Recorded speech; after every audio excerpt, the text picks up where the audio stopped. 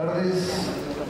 Vamos a dar comienzo al panel de nuevos desafíos del psicoanálisis. Hemos pensado esta modalidad presentar a cada uno de los expositores, pero presento, habla y después hacemos la presentación del que sigue, ¿está? En vez de presentar los tres juntos. Entonces, en primer lugar, vamos a presentar a Norberto Ferreira, que es psicoanalista, fundador junto con Oscar Mazota y otros de la Escuela Freudiana de la Argentina en el 74, cofundador y presidente de la Fundación del Campo Lacaniano, miembro de la Fundación Europea para el Psicoanálisis, árbitro de la revista de Psicología de la UBA y ha publicado varios libros aquí y en el extranjero. Entonces, presentado Norberto.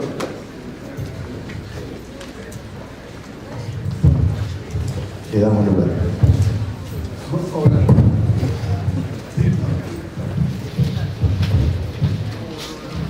Hola, ¿se escucha bien ahí?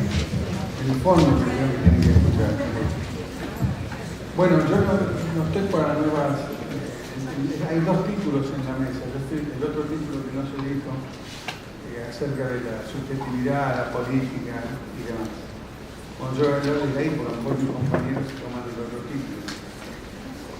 Bueno, lo que yo quiero hacer primero es agradecer la invitación al decano de la facultad, a quienes han organizado esto, por dos cosas. Primero, porque es muy bueno que se haga con relación al psicoanálisis, y más en este momento político, en particular de la Argentina, porque la neurociencia está arrasando con cualquier tipo de lazo social donde impere la palabra, y esto es muy importante. No sé cómo será aquí en Rosario, me imagino que es lo mismo, porque el país en eso está bajo ese imperio, pero la palabra, si se practica, es lo menos posible o para decir banalidades.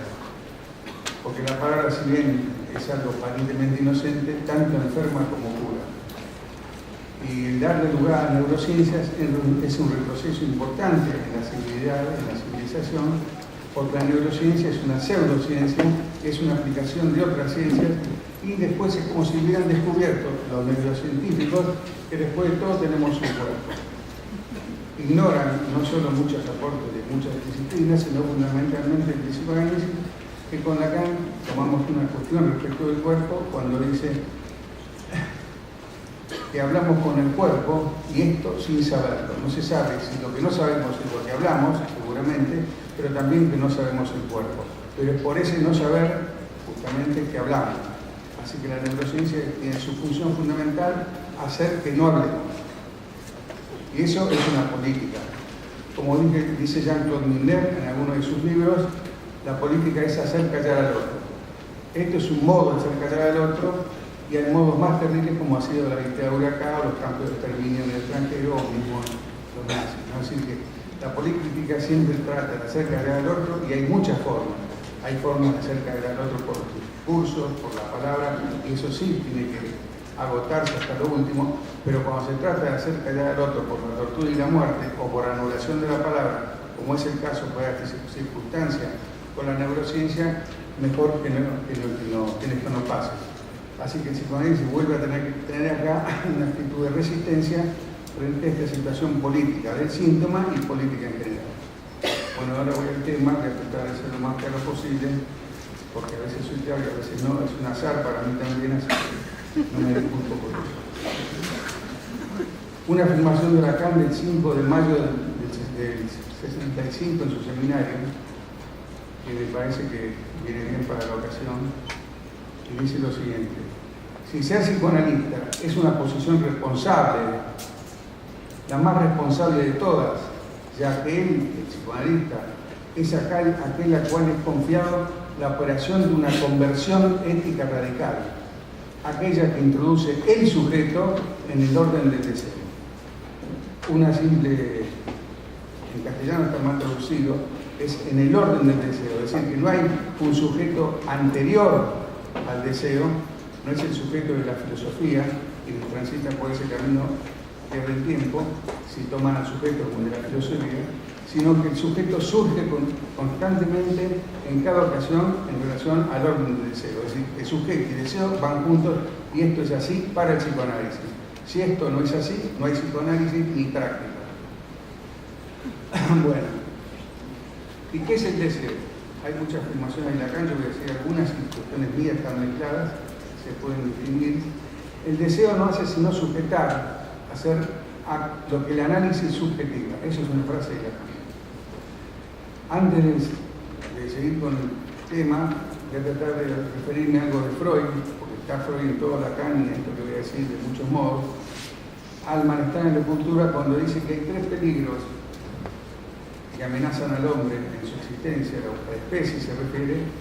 Uno es las inclemencias, digamos, naturales, y eso hay poco que hacer, o la ciencia podrá hacer algo, pero no mucho, ¿no?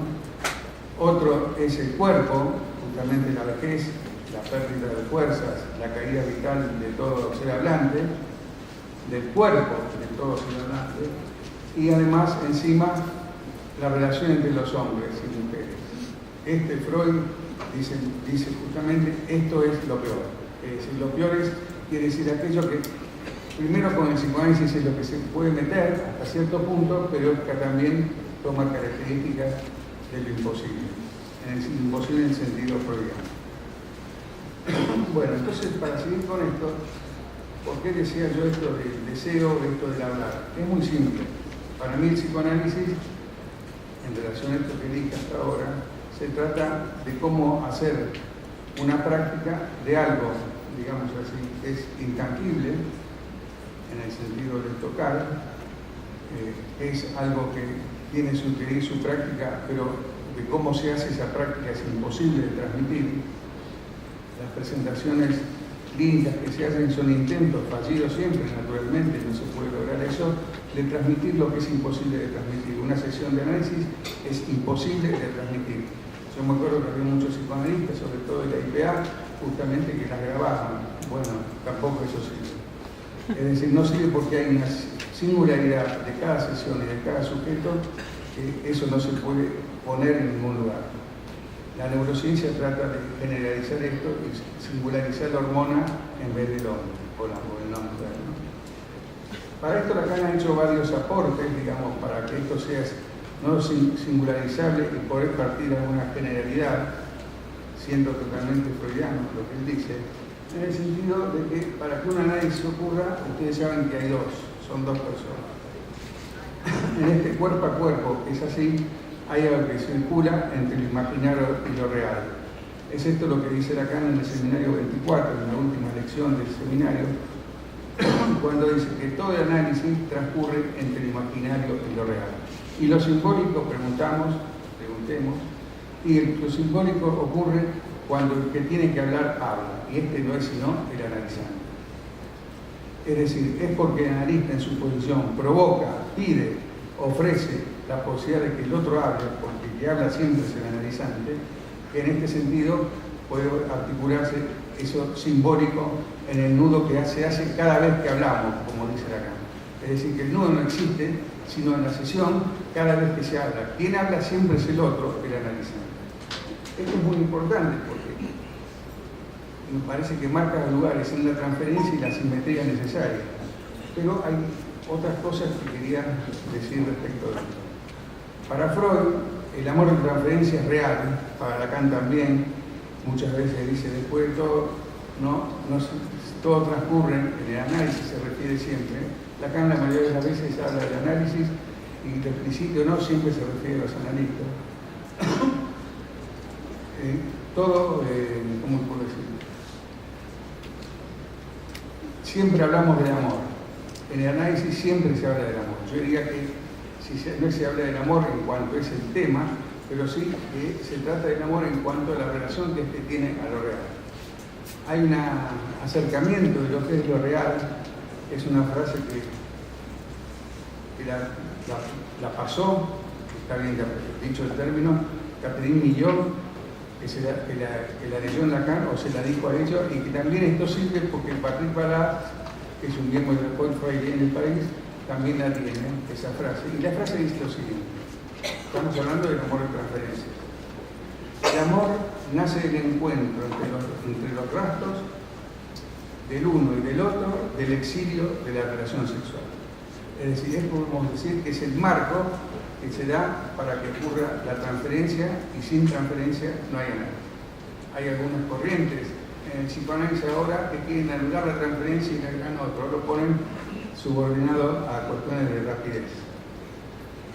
El rastro, entonces, no es que es el rastro en el sentido de esta definición. El amor nace del encuentro entre los rastros de uno y del otro, del exilio de la relación sexual. Esto voy a explicar estas frases porque nos metemos en el psicoanálisis mismo, hasta como Freud lo inauguró. Y a él, digamos, para esto mismo. ¿Esto qué quiere decir? Primero, que el rastro no es, sino que está. Cada uno que habla no es, sino que porta algo. No se supone entonces un ser, sino un estado. Es pasar de es lo que es a hay lo que hay. En nuestra época, los jóvenes, yo no soy tan joven, pero también lo digo, se dice hay lo que hay. Y esto que en boca de alguien conformista y burgués suena como un conformismo, no lo es, porque hay lo que hay refiere al cambio que hace Lacan, justamente al final de su obra, entre decir existe y no existe la inscripción de la relación sexual, a decir hay y no hay. Cambia el existir y el ser por hay o no hay. Y esto es importante porque hablar del hay o no hay relación sexual o no hay, como hacen en el seminario 23, ya saca el ser. No podemos decir el es o existe, que son diferentes, pero puede pegarse metonímicamente por el sentido. Pero que hay lo que hay, es lo que es, son dos modos de decir a la imposibilidad de escribir la relación sexual. Yo prefiero decir algo que hay, porque eso instala un lugar más que un ser, en coherencia con lo que vengo diciendo. Espero que sea así.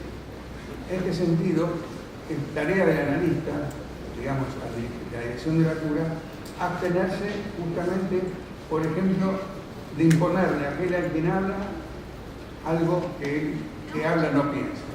O dicho de otra manera, la ley de abstinencia, digo que es una ley porque es necesario, al menos yo lo sigo practicando después de 40 años, decir siempre, del modo que cada uno lo quiera, como mismo Freud lo indica, lo que es la asociación libre.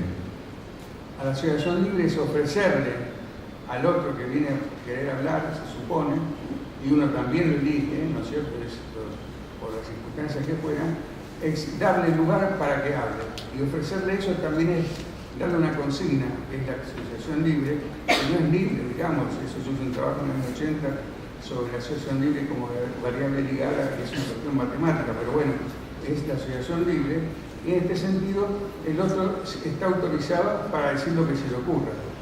Pero esto no solo autoriza al que habla, autoriza al analista a poder intervenir sobre aquello que el otro dice al mismo nivel del que está hablando. Primero lo autoriza porque el otro le habla porque él se lo pidió. Le pidió hablar y él le dijo, el analista o la analista, sí, pero así vamos a hablar porque trabajamos así.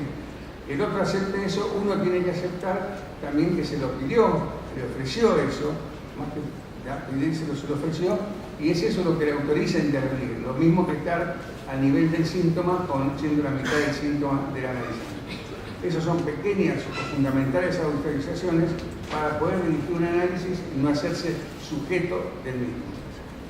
Nosotros como analistas, los que trabajamos en esto, hacemos este oficio, lo que se trata es justamente de cómo estar en ese lugar con una experiencia que ya es sexual, concretamente, pero más allá de eso, se trata de estas particularidades, pequeñeces, entre comillas, del análisis, que si no se dicen, no ocurren, trae consecuencias. Ustedes saben que todo lo dicho, como dice acá, es para gozar. Nada más que justamente cómo hacer, si alguien le pide al otro, decir lo que se te ocurre, bajo esto, bla, bla, bla, cómo hacer para extraer este goce que hay por el otro cuando habla. Tanto el que tiene el otro cuando habla, que puede ocurrir, si uno le escucha, si se quiere hacer sujeto de ese goce. Hay que permitir que alguien pueda hacerse sujeto de lo que dice para que no haya un sujeto del goce, ni uno ni el otro. Y surge esto que llamamos el sujeto que tiene una estricta relación al deseo en tanto inconsciente. Es decir, Para esto Lacan tuvo su invento, que es fundamental, él lo nombra así, me parece que es el invento, digamos, que es el objeto A. En la Troisième, en el texto del 1 de noviembre del 74, Lacan dice varias cosas sobre el objeto A. Digo esto, voy a aclarar por qué lo digo, porque según los 4 discursos, en el discurso analista, el objeto A, como comando del discurso, está en un lugar que se trata de que el analista, aquel que está en ese lugar conduciendo el análisis, a veces puede ocurrir que vaya a ser por su posición, no por otra cosa, es por su posición más que por lo que dice, vaya al lugar a ser semblando objeto A. Ojo, no es el objeto A. Ser el objeto A o creerse que uno es el otro es lo mismo, como uno se la cree y es o no, tanto en la vida como en el caso de trabajar en este oficio. Eso no quiere decir se sale de lo que tiene que hacer, nada más. No es ni malo ni bueno. Esos adjetivos sirven para jorobar a alguien, ¿no? Sea porque lo dice, sea porque lo quieren joder que lo dice. Sirven para joder, no para avanzar. Es decir, entonces algo no es ni malo ni bueno. ¿Funciona o no funciona cuando se trata de análisis? Y funciona justamente para avanzar un poco más, en tanto esta posibilidad que tiene la transferencia y su relación al amor real que ahí ocurre, como dice Freud, es justamente que esto tenga su desarrollo y su extinción en el trabajo. Porque es en ese amor, en esa transferencia, como se elabora justamente la posibilidad de hacerse sujeto de algunas cosas que uno pueda decir.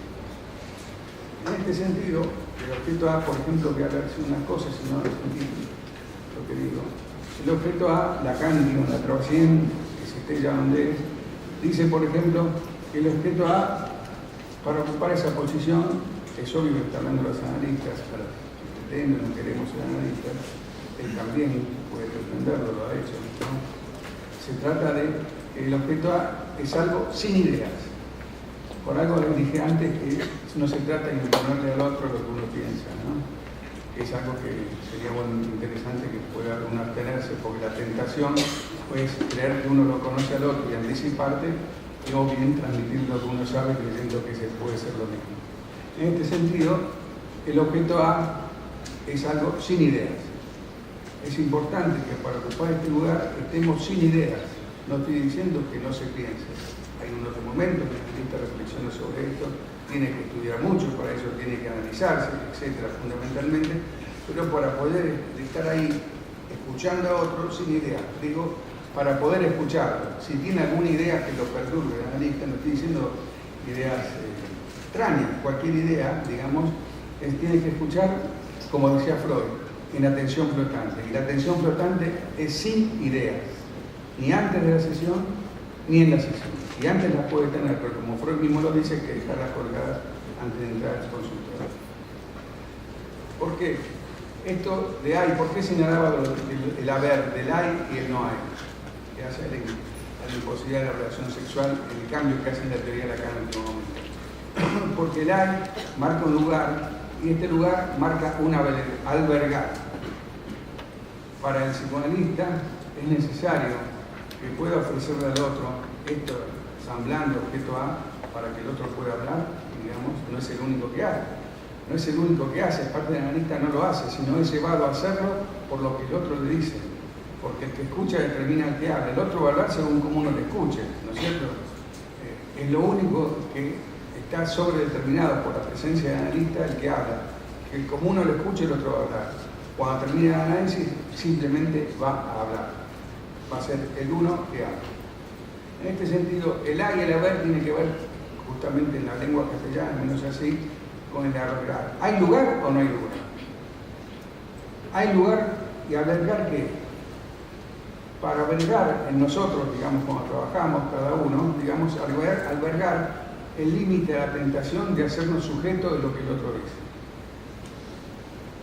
Y esto se hace de muchos modos, que ya ustedes lo sabrán mucho mejor que yo, pero en especial porque esta cuestión que tiene que ver con el amor y los rastros que hay en cada uno de esta cuestión del amor y la transferencia y la imposibilidad de la relación, para cualquiera que en el análisis se hace, no un experimento de esto no es un experimento. Si digamos, el analista se hace sujeto, jamás va a poder justamente llevar a unir la pulsión y la demanda. La demanda es el amor y la pulsión es la pulsión. Justamente el analista puede reunir esto, que para cualquiera, para poder ir mejor, está un poco neurótico, siempre se lo separa, ¿no es cierto?, la demanda de la pulsión. Esto lo puede unir justamente porque lo deja al otro que hable, y en ese sentido puede dar lugar a albergar la posibilidad de que esto se junte, en tanto está él haciendo Semblant de objeto A. ¿Pero qué es Semblant de objeto A? ¿Así en abstracto? No. Hace Semblant cada vez de algún objeto parcial. ¿Por qué es esto? Lacan en el seminario 20, aún, Ancor, como quieran llamarlo, otra vez, a él me gusta más otra vez, Lacan en el seminario hay un momento donde dice algo que él mismo le llama la atención, cómo puede ser, pero ocurre, ¿no? Dice que hay una sustitución, que es metáfora, ya que en ese seminario al final empieza a hablar de los nudos, ya la metáfora está en otro lugar, pero antes dice, hay una sustitución que es metáfora, y sin embargo es metáfora de cosas de distinta estofa. ¿Qué quiere decir de distinta estofa? Hay una metáfora donde aquello que es significante se sustituye por un objeto. Esto es muy importante, ¿no? Esto tiene que ver con una frase que está en el seminario 12, problemas cruciales. No voy a hacer esta aclaración, esta es una aclaración de Lacan. Dice, cada vez que nos acercamos a alguna verdad, a un análisis, alguna verdad quiere decir algo que 5 minutos. Esta es la verdad. Lo que tiene que ver con la castración, el analizante, quien habla, se trata de hacer objeto de aquel a quien le habla. Se repite justamente la situación como si fuera la escena primaria, lo que ustedes quieran decir, la lengua, todo. Bueno, en este sentido es importante porque ocurre que se trata de hacerse objeto. Y se puede hacer objeto justamente, en tanto si hay otro que lo escucha como sujeto. No puede haber otra posibilidad. Pero si el analista hace Semblant de objeto, en este caso de objeto A, esto lo hacen tanto algunos de los objetos parciales, ¿no es cierto? Las S, los 4, no voy a nombrar porque tengo 4 minutos ya. En este sentido es importante porque es eso lo dividirán, lo funcional en el análisis, el analizante de la hora con el otro, el pequeño otro que es el analista, que como dice Lacan, tiene que tener tetas, sea hombre o sea mujer. Esto, como se dan cuenta, es muy avanzado, ¿no? Sea hombre o sea mujer, uno puede tener tetas, y es eso donde uno pone el asiento, el apoyo para que el otro hable. Por supuesto, esto es todo discurso, ¿no? Entonces el analizante se analiza como un cuerpo. ¿Cuál cuerpo? El de él. Sí, cuando se trata de la perversión en el análisis, ocurre esas cuestiones sexuales, de sodomización, lo que fuera por parte del analista, sí, el cuerpo es el del analizante, lamentablemente. Yo conozco algunos casos de cerca que fueron muy feos, muy malos. Eso sí es malo, ¿no? Esto se trata que el analizante se analiza con un cuerpo. ¿Cuál? El del analista, dice Lacan en la tradición. Es con el cuerpo del analista, pero en tanto en cuanto él aparece en este lugar del Semblant, cuando se trata del discurso del analista, Semblant de un objeto. Que es el A, pero acuérdense que es por el A que los objetos parciales sustituyen al gran otro, es decir, al significado. En este sentido, nosotros tenemos relación con el significante, pero no sin esta relación de los objetos en cuanto pueden ser, lo que pueden ser sustituir al significante. Sustituir no en su acción, la del significante que engendra goce, sino el medio, el objeto con el cual se hace ese goce. Es decir, que el analista pone el cuerpo porque lo saca. Y el analizante cuando habla con esa frase que le dije al principio, habla sin saberlo, tanto al cuerpo, ¿no? Sin saber que habla con el cuerpo y sin saber el cuerpo. Es esto lo básico por lo cual las neurociencias, no sé si van a fracasar, pero sí se puede hacer una buena resistencia. Esto es, para mí, lo que es la subversión del sujeto en la práctica analítica. Digo, la subversión del sujeto en la práctica analítica es que haya uno que hable, que el análisis acabe, finalice. Hay varios finales de análisis, digo que uno puede haber varios en un momento, pero uno que sea decisivo es cuando alguien no quiere ir más, y con razón. Si la razón es justamente que ya habla, es decir, es un uno que habla, que siendo cualquiera puede ser un uno que habla. No digo que está curado, pero habría que decirlo, ¿no? Pero ¿quién introduce este uno que habla? analista. Lacan lo dice claramente en la ocasión. El analista introduce este uno que habla, como el analista que somos. Llamo una particularidad sobre esto y termino. Él dice como el analista que somos, ustedes si me escuchan, pero sí, dice que somos, no que soy. ¿Por qué dice que somos? Esto va en correspondencia, en tándem con lo que es la autorización para el analista. El analista se autoriza del BIMEM, del mismo y de los otros o con otros. Esto es muy importante. El BIMEM no me entra porque es un desarrollo muy largo, pero esto voy a explicar por qué dice somos. Porque un analista cuando dice somos se refiere a esos otros con los cuales se autorizó. Y esto no es un título universitario, esto no es excluyente para nada, pero uno se autoriza por el BIMEM. El BIMEM es lo que extrae como tercero, digamos, en su análisis. Es decir, y este uno que habla, justamente el analista lo puede provocar para que se produzca en el discurso de un uno que habla cuando invita a hablar al otro que le pidió que lo escuchara. Esto para mí es el oficio del analista. Esto me parece que explica más la frase esa, un poco, con esto termino, un poco, no misteriosa, porque hay muchas explicaciones que en el mismo seminario 10, la de angustia Lacan da, que dice, el amor permite al goce condescender al deseo. Esto no es una explicación general de Lacan, no es una visión del mundo, sino está referido a esta posición del amor, digamos, en el análisis, al amor de transferencia. Porque ustedes lo ven claro, permite al goce condescender al deseo, en tanto el analista está ahí para hacer soporte de que el otro elabore su pulsión y la anude a su demanda, que siempre es de amor. Entonces, en este sentido, lo que va a surgir es el deseo. Y una cuestión más. Es preciso que ese deseo del analista no sea el deseo que le pasa al paciente o al analizante, sino justamente este deseo se lo pasaría si se hiciera sujeto, porque como dije antes en uno de los principios, el sujeto y el deseo van juntos. Bueno, nada más.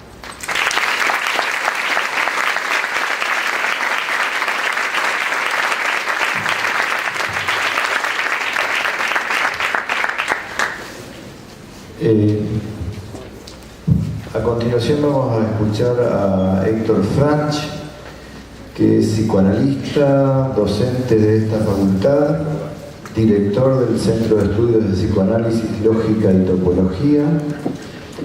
Está inscrito en la Fundación del Campo Lacaniano y es autor de los libros El objeto A en la clínica del psicoanálisis y una lectura posible de la apuesta de Pascal a partir de la enseñanza de Jacques Lacan, y también varios artículos en revistas con y sin referato. Dejamos con él. Buenas tardes. Bueno, no soy docente de esta facultad, soy de aquella.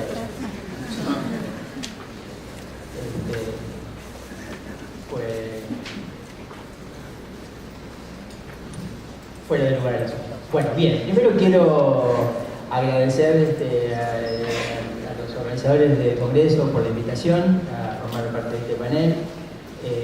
También quiero felicitar a los organizadores por la idea y por la convocatoria. Y también quiero agradecer a ustedes, bueno, que hayan elegido estar acá escuchándonos y participar de este trabajo. Si bien cada uno es responsable de su trabajo, en este caso específicamente, no quiero dejar de mencionar las situaciones de trabajo con otros, que en general y en las discusiones que se dan allí inspiran el mío.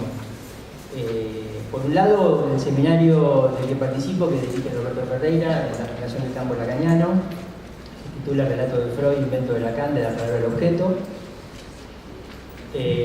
Seminario del que participo junto con otras personas. Y también mencionar el Centro de Estudios de Psicoanálisis, Lógica y Topología, que dirijo en la Facultad de Psicología y donde constituimos un grupo de trabajo con investigaciones y trabajo aquí. El trabajo que pensé para hoy en relación al marco de este congreso gira alrededor de, o en torno a, digamos así, el porvenir del psicoanálisis en relación con lo real de Lacan. surge a partir de lecturas como La Tercera y otros textos de esta misma época. En lo que corresponde a situar lo real, voy a comenzar con el inicio de la enseñanza de Lacan, en donde Lacan lee en Freud 3 registros: simbólico, lo imaginario y lo real, y los lee en este orden, ¿no? Este es el primer orden de los registros: lo simbólico, lo imaginario y lo real. El orden tiene importancia hasta que al final de la enseñanza de Lacan dejará de tener importancia para convertirse en 3 registros equivalentes. Cada registro, en verdad, identifica una lógica diferente. El imaginario es la lógica de la imagen, lo simbólico corresponde a la lógica del significante, y lo real corresponde a otra lógica. En realidad habría que ver si es una lógica, tal vez no se puede hablar de una lógica de lo real, pero sí podemos hablar de qué es lo que rige lo real. En ese sentido, me parece que lo real está regido por la dispersión, está regido por lo indistinto, lo indiscernible, ¿no? Y también, por supuesto, por la ausencia de la relación sexual. Por esto, lo real no es lo imaginario, ¿no? Lo disperso es lo contrario de la imagen, y por eso tampoco es lo simbólico, porque lo indistinto es lo contrario del significante. Lo significante permite discernir. Este es el orden inicial: simbólico, imaginario y real. Pues en este primer momento, podríamos decir así, lo simbólico determina lo imaginario y lo simbólico más lo imaginario determinan lo real, en ese momento en Lacan, a entender como realidad psíquica en Freud o realidad fantasmática en Lacan, podríamos decir, todavía no diferenciada de lo real. Esta diferenciación ocurrirá más adelante cuando Lacan trata el fantasma como una pantalla que protege de lo real.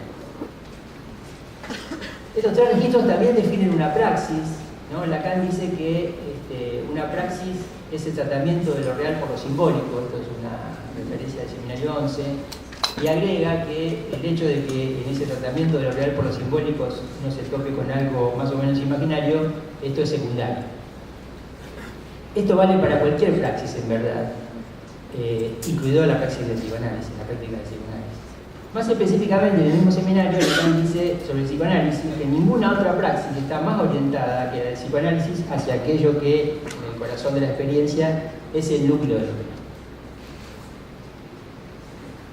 A lo largo de la enseñanza de Lacan, o a lo largo de su enseñanza, Lacan nunca define verdaderamente lo real, ¿no? Ya que lo real no es un concepto, es un registro, una dimensión, ¿no? Como decíamos antes, la de lo disperso, la de la ausencia de relación sexual, la de lo indistinto, ¿no? Pero aunque no define lo real, podríamos decir, lo caracteriza de distintos modos, según el contexto en cada caso, según el tema que esté desarrollando. Entonces, con el fin de que, para el trabajo y para que yo pueda decir algo sobre, o intente decir algo sobre el porvenir del psicoanálisis desde cierto punto de vista, me interesa presentar algunas de las caracterizaciones que hace Lacan de lo real, ¿no? Para poder hacernos una idea de lo que Lacan llama lo real, ¿no? Cuando Lacan habla de la ciencia exacta al principio de su enseñanza, por ejemplo, como diferente de las ciencias conjeturales, dice que es la ciencia exacta en tanto la ciencia exacta es la ciencia de lo real, en tanto que se define como lo que vuelve al mismo lugar. En esta caracterización de lo real, como lo que vuelve al mismo lugar, hay en juego 2 cuestiones importantes que quiero destacar. Primero, que la ciencia siempre se va a presentar en relación con lo real, y esto porque lo real es ajeno al sentido, ¿no? El sentido va a estar fuera de lo real, excluido de lo real, y la ciencia moderna, la ciencia matematizada, se presenta inicialmente en la intuición del sentido. Y por otro lado, ¿no? En esta definición aparece en primer plano la repetición, ¿no? En tanto que es lo que vuelve al mismo lugar. La repetición es en Freud lo no ligado del proyecto del placer, y esto pone en juego el trauma como real, que disperso e indistinto resiste a lo simbólico y en lo simbólico. Así como es dudoso que se pueda hablar de una lógica de lo real, Lacan dice que la lógica es la ciencia de lo real. Y justamente porque la lógica también, como la ciencia, excluye el sentido, funciona en la exclusión del sentido. De ahí que lo real sea lo imposible, lo lógicamente imposible. Para agregar algunas caracterizaciones más todavía sobre lo que Lacan dice de lo real, quiero recordar que en el 1975 a Lacan le preguntan por el ombligo del sueño, el punto en el que se define el sentido, ¿no? Freud sitúa ahí lo que llama el ombligo del sueño, lo no reconocido, pero en el sentido de lo imposible de reconocer. La pregunta que le hacen a Lacan es si este imposible de reconocer está en Freud, si en esto se trata de lo real funcional. Lacan contesta que no piensa que sea lo real funcional, ¿no? Aunque dice que hay un real que se corresponde con lo funcional y son los orificios corporales, ¿no? Lo que hace agujero en la función. Esto es diferente de lo que funciona en el inconsciente, aunque dice Lacan que es análogo. Es análogo a lo que ocurre con el ombligo del sueño, con lo no reconocido en tanto que es lo reprimido primordial. Es lo que no puede ser dicho, es agujero, límite del análisis que concierne a lo real. Son estos algunos puntos bastante dispersos, efectivamente, que nos orientan para caracterizar lo real. Con respecto a los desafíos actuales de la clínica, en tanto que tomé un poco ese sesgo del trabajo, vamos a ver que estos desafíos actuales, o al menos en la presentación que yo intento sostener hoy, tienen que ver con lo real. Con respecto a un desafío que se propone como un desafío actual, siempre entiendo, hay que preguntarse qué es lo que cambia y qué es lo que permanece, ¿no? ¿Qué es lo que cambia y qué es lo que permanece a lo largo del tiempo, ¿no? Lacan, preocupado, creo que concernido muchas veces por esta cuestión, ¿no? Porque muchas veces hace referencia a esta cuestión, en algún momento se pregunta, ¿no? Sobre si las leyes evolucionan, ¿no? Las leyes, que es lo que consideramos más permanente de todo, ¿no? Si sobre eso, ¿no? Recaería algún tipo de evolución. Primero se dijo que la teoría freudiana era afina a cómo se trataba el tema de la sexualidad en la época de Freud, ¿no es cierto? Y que como después cambiaron los usos y las costumbres respecto a la sexualidad, ¿no? La teoría de Freud ya no era válida. Hasta que nos dimos cuenta de que lo que Freud decía con respecto a la sexualidad era estructural, ¿no? Y que no estaba más allá, o que estaba más allá de los distintos usos y costumbres. Luego se dijo que los cambios económicos, políticos, culturales habían producido nuevos tipos de síntomas, ¿no? Nuevos síntomas actuales, síntomas borderline, anorexias inclasificables, ¿no? Que la teoría de Freud y que luego la de Lacan no podían explicar cabalmente. Hasta que nos dimos cuenta de que se trata de nuevas presentaciones de viejas estructuras, o de las viejas estructuras clínicas, ¿no? La histeria retornando, por ejemplo, recrudecida como anorexia. Cabe destacar además que, por otra parte, Lacan en algún momento dice que si ya no se presentan casos de histeria como los de la época de Freud, es porque el psicoanálisis en la era actual fue al lugar de la histeria. Pero entonces, ¿qué es lo que cambia? ¿No? La pregunta es, ¿qué es lo que cambia o qué es lo que puede cambiar, ¿no? Que concierna al porvenir de Simón? La respuesta puede ser muy amplia, se puede dar una respuesta en distintos registros. Yo voy a tomar más específicamente ¿no? los cambios que pueden tener consecuencias en el psicoanálisis, que no vienen del psicoanálisis, sino específicamente de la ciencia, ¿no? Lacan dice en la tercera que el porvenir del psicoanálisis depende de lo real, ¿no? Que lo real no depende del psicoanálisis, sino que es al revés, que el psicoanálisis depende de lo real, ¿no? Y lo real es lo que da sentido al síntoma, ¿no? Eso significa, ¿no? que es lo real lo que da sentido al síntoma y no otra cosa, ¿no? Lo real se define como lo que no anda, lo que entorpece la marcha del impulso del amo, ¿no? Y el síntoma entonces es una manifestación de lo que no anda. Que lo real sea el sentido del síntoma es algo bastante diferente de la posibilidad que tenemos de dar un sentido al síntoma, ¿no? Es decir, Freud encontró que el síntoma tenía un sentido, que se llegaba a ese sentido a partir del desciframiento del inconsciente, que el inconsciente cifra por un lado y que mediante el análisis es posible descifrar ese cifrado del inconsciente, ¿no? Que ese cifrado y por ende el descifrado correspondiente tienen un límite, llegan hasta cierto punto, ¿no? Ahí eso es lo que nos permitiría recordar el tema del ombligo del sueño en Freud, ¿no? Y que cuando esta operación se detiene se encuentra el sentido, que es un sentido sexual en Freud, ¿no? Bueno, podríamos ver algunos ejemplos, pero es es bastante típico en este punto, ¿no? Porque Lacan también lo retoma en su conferencia en Ginebra sobre el síntoma, mencionar el ejemplo de la persona que se equivoca con la llave cuando va a entrar a un lugar, usa la llave en su casa, por ejemplo, para querer entrar a otro lugar, y entonces, ¿no? Es un acto fallido, que se interpreta según el contexto y el relato del sujeto, siempre es así, por las condiciones del inconsciente, y en ese caso la interpretación es bastante simple, que bueno, que desea estar en su casa, o que preferiría sentirse allí como en su casa, o desea sentirse allí como en su casa, y enseguida aparece el simbolismo de la llave en la cerradura, ¿no? Es un simbolismo que toma este sentido sexual, que decíamos antes. Por el descifrado que se opera con el significante, el síntoma se torna equívoco, ¿no? Sin que por eso el síntoma, como dice Lacan, se reduzca al gozo fálico, ¿no? En tanto es el gozo fálico el que hace el síntoma, ¿no? El síntoma se sostiene fundamentalmente el gozo fálico, como Lacan menciona en algún lugar, ¿no es cierto?, del encuentro, ¿no? Por ejemplo, con la primera elección, ¿no? La primera elección que rompe la pantalla. El sentido del síntoma entonces es lo real, ¿no? Que es diferente de darle un sentido al síntoma, ¿no? Se pide, como dice Lacan, y es razonable que el psicoanálisis nos libere del síntoma y de lo real, ¿no? Pero si esto se logra, el psicoanálisis no tendría por venir, ¿no? Tendría que desaparecer o podría desaparecer, ¿no? Si el sentido del síntoma es lo real, ¿no es cierto?, podríamos decir el sentido del psicoanálisis es el síntoma. Para que el psicoanálisis sobreviva es necesario que lo real insista, ¿no?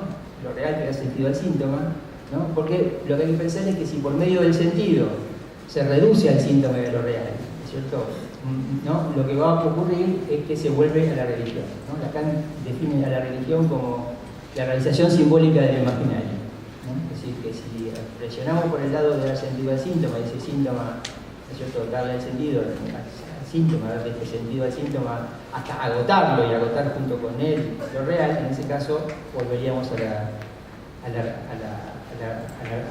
la religión, y en ese sentido lo real, agotaríamos el silencio de lo real y no tendría más sentido psicoanálisis, ¿no? En cuanto al porvenir del psicoanálisis, habría que ver qué va a pasar con lo real. El advenimiento de lo real, como decíamos antes, no depende del psicoanálisis, y el analista tiene, según lo que ocurra con lo real, ¿no?, tiene el deber de hacerle frente, dice Lacan en la tercera. Esto tiene que ver con la condición en la que el psicoanálisis se hizo posible. La ciencia moderna, la ciencia matematizada, fue una condición para que Freud inventara el psicoanálisis. La ciencia moderna se constituye de lo real e interviene en ese real, ¿no? El sujeto de la ciencia, hay que recordar, es el sujeto del psicoanálisis, ¿no es cierto? El psicoanálisis toma su sujeto del sujeto de la ciencia. Sin ciencia no habría sujeto, aunque la ciencia, por su constitución, forcluye ese sujeto. Se ve así hasta qué punto el psicoanálisis depende de la ciencia, aunque no se confunda con ella. En realidad ya no depende de la ciencia, pero depende de lo real, ¿cierto? No exactamente lo mismo. Dice Lacan en la tercera que lo real puede encabritarse desde que tiene el apoyo del discurso de la ciencia, y eso haría el real que tiene que enfrentar el analista. Encabritarse es la traducción del texto español. Allí se usa un término que es mordón, que es algo así como el freno, ¿no? Digamos, en realidad literalmente es el freno del caballo que se pone detrás de los dientes, ¿no? Entonces, en el caso de la expresión que sería el encabritarse, es que el freno pasara arriba de los dientes, con lo cual el caballo ya no se lo puede controlar más, ¿no? Se lo puede dominar, ¿no es cierto? Este es el encabritarse que menciona Lacan, ¿no es cierto? Es un desborde, ¿no? El caballo queda libertad de acción. Entonces, este desborde, como decir, este desborde de lo real, ¿no es cierto?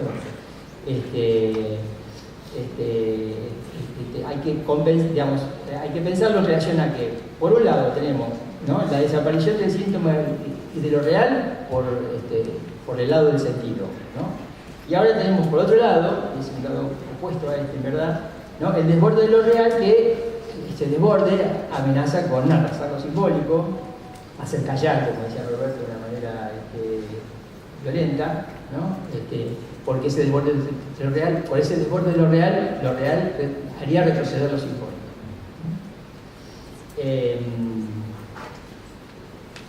Y esto porque, como dice Lacan, este real podría apoyarse en el discurso científico para que esto ocurriese, ¿no? La ciencia opera, la mayoría de las veces en nombre del bien, y ahí Lacan, ¿no?, habla de una serie de operaciones que tienen el prefijo eu, que significa bien, ¿no? Por ejemplo, la eutanasia, morir bien, o la eugenesia, ¿cierto?, nacer bien, ¿no? Todo esto, donde la ciencia interviene, modifica lo real, o interviene en lo real, más que modificarlo, interviene en lo real, y ese real que tenemos que enfrentar, ¿cierto?, que está dirigido por esta búsqueda del bien, que sabemos siempre trae muchos problemas, ¿no? Es muy difícil que eso salga algo bueno, ¿no?, de la búsqueda del bien. Ya sabemos que la ciencia en ese punto, con la eutanasia o más con la eugenesia que con la eutanasia, nos trae un montón de problemas éticos y morales, y problemas que se hallan actualmente en discusión. Lo que me hizo recordar una entrevista que le hacen a Günter Grass, el escritor alemán, en donde le preguntan por la obra, ¿cierto?, qué quiere decirles o qué quiere transmitirle a sus lectores, y contesta, ¿no? Simplemente dice: no los quiero engañar, quiero presentarles la situación en la que están o a la que se aproximan, ¿no? Dice, las personas están desoladas, no porque todo esté mal o todo esté tan mal, sino porque como seres humanos tenemos en nuestras manos la posibilidad de cambiar las cosas, ¿no? Yo leí la entrevista en inglés, en alemán, y él dice but don't, ¿no? But don't, do not, ¿no? Dice, cambiamos, cuando cambiamos las cosas, ¿no?, y según el contexto, ¿no es cierto?, es esto, seguramente, causamos nuestros propios problemas, determinamos nuestros problemas y luego nos corresponde resolverlos, ¿no? Esto contrasta bastante bien, aunque en otro contexto, con la consigna just do it, ¿no?, de la Copa Deportiva, ¿no? Voy a leer un texto, ¿no es cierto?, un pequeño texto que refleja lo que se puede esperar que ocurra con la ciencia, ¿no es cierto? Más que el texto, más que de ciencia, es un poquito, parece de ciencia ficción, ¿no es cierto?, pero es presentado como un texto de divulgación científica, ¿no? El texto se llama ¿Cómo serán los humanos del futuro?, donde empieza hablando de la evolución, evidentemente dentro de 2050 vamos a ser bastante diferentes que ahora, sin amígdalas, apéndices, vamos a tener la cabeza un poco más grande. Pero aparte de esto, digamos, ¿no es cierto?, lo que se agrega a esto es que, dice el texto, algunos científicos desdeñan el proceso evolutivo natural, ya que según indica, en él interferirá notablemente la tecnología, que permitirá alumbrar superhombres de diseño construidos en laboratorio. Seremos dueños de nuestra propia evolución, es más, la venimos manipulando desde hace ya muchísimo tiempo. Con esto en mente, la idea de que en un futuro no tan lejano la Tierra se pueble de hombres biónicos no parece tan quimérica. De hecho, marcapasos, prótesis de distintos tipos, incluso implantes oculares y cerebrales, ya forman parte de la vida de muchas personas. El filósofo Nick Bostrom, director del Instituto para el Futuro de la Humanidad de la Universidad de Oxford, no tiene dudas. El transhumanismo, un fenómeno que contempla el aumento de nuestras capacidades físicas e intelectuales, ya está en marcha. La selección artificial ha dejado atrás a la naturaleza. El proceso, en teoría, culminará con los posthumanos, manifiestamente superiores en todos los sentidos a cualquier genio actual. Desde este punto de vista, el futuro del hombre se verá caracterizado por técnicas como la clonación, la manipulación genética y la implantación de ingenios electrónicos en nuestro organismo. Ahora bien, ¿no?, pregunto, ¿no es cierto?, en este futuro, ¿no?, descrito en este texto, ¿no estamos lejos de los gadgets, ¿no?, entendidos como el auto, dice Lacan, que va al lugar de una falsa mujer, ¿no es cierto?, la tablet, incluso los celulares, están presentes para nosotros hoy.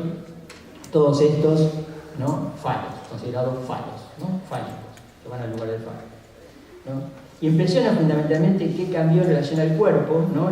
Los viejos gadgets se sitúan fuera del cuerpo, ¿cierto?, como el gocefálico, ¿no? Lacan sitúa el gocefálico fuera del cuerpo, y eso hace de los gadgets síntomas.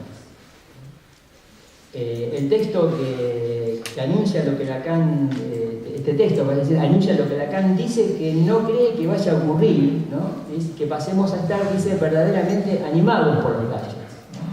Estar animado por los gadgets es que los gadgets sostengan directamente nuestra vida, ¿no?, de esta manera técnica, tecnológica, ¿no? Esto ocurriría solo en el caso en que el síntoma desapareciera, ¿no? Pero si el síntoma desaparece, junto con él desaparecen tanto el psicoanálisis como el sujeto, y como eso no es deseable, que uno y otro desaparezcan, ¿no? Esperemos que esto sea solo un poco más de ciencia ficción.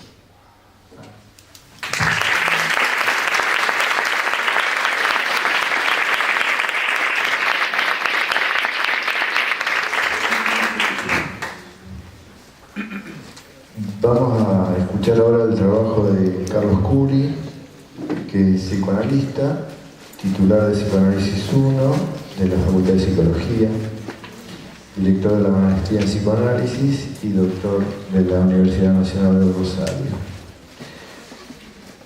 Como libros publicados, entre otros, podemos mencionar La identificación, lo originario y lo primario, una diferencia clínica, Estética de lo pulsional, lazo y exclusión entre psicoanálisis y arte. Bueno.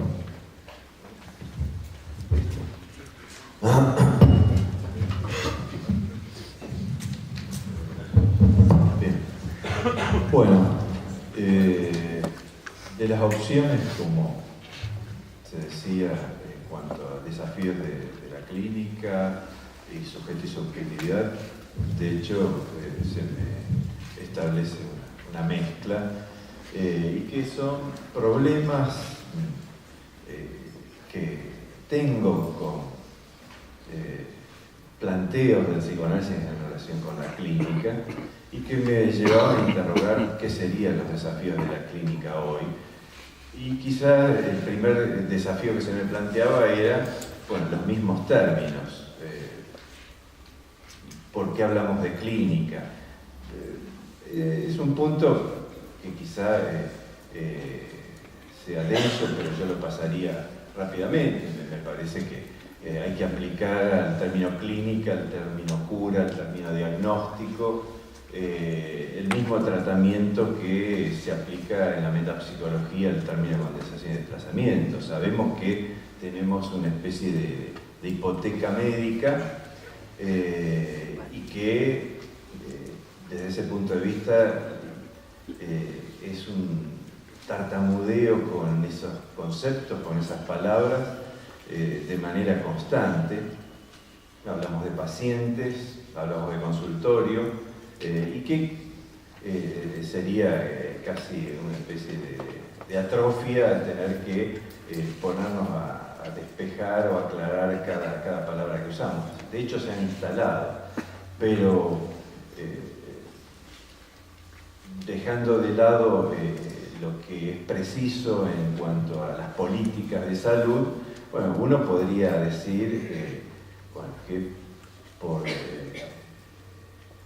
la medicina pasa la salud, pero que por el psicoanálisis, de manera descentrada, pasa la vida. Insisto, desde el punto de vista político esto podría provocar algo revulsivo, no es el punto en este momento. Me parece que los analistas que trabajan en efectores públicos tienen una formación justamente analítica y que producen y han provocado el lugar bueno, del sujeto en esos sitios hostiles al sujeto.